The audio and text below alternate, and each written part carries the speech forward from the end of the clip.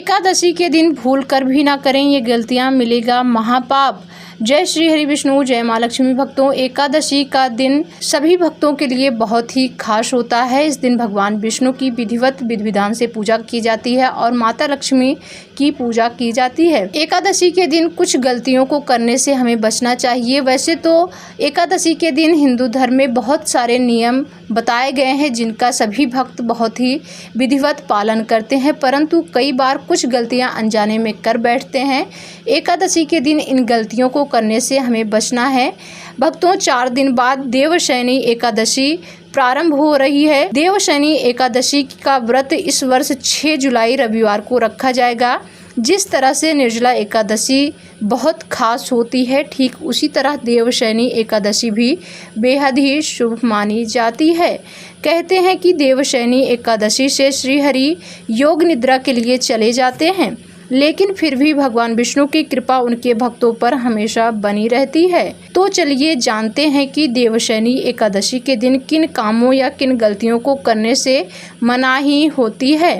देवशयनी एकादशी के दिन भूलकर भी बाल नहीं धोने चाहिए। देवशयनी एकादशी के दिन भूलकर भी बाल नहीं धोने चाहिए और ना ही बालों को काटना चाहिए।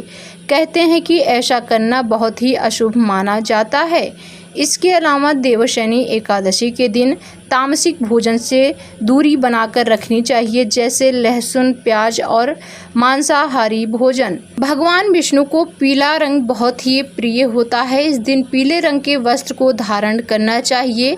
इसके साथ ही भगवान को काले रंग से परहेज बताया गया है, इसलिए इस दिन काले रंग का प्रयोग और काले रंग के वस्त्र पहनना बहुत ही अशुभ माना जाता है। माना जाता है कि जो जातक देवशयनी एकादशी का व्रत रखते हैं उन्हें व्रत से जुड़े सभी नियमों का पालन करना चाहिए, जैसे जमीन पर सोना चाहिए। देवशयनी एकादशी का दिन बहुत ही शुभ होता है, इसलिए इस दिन तन मन दोनों को शुद्ध रखें और ना किसी के लिए गलत शब्दों का प्रयोग करें और ना ही किसी की बुराई सुनें। इस शुभ दिन पर चावल का भी सेवन नहीं करना चाहिए। कहते हैं कि ऐसा करने से अशुभता का कारण बनता है। जय श्री हरि विष्णु। भक्तों, ये थे देवशयनी एकादशी से जुड़े कुछ महत्वपूर्ण नियम।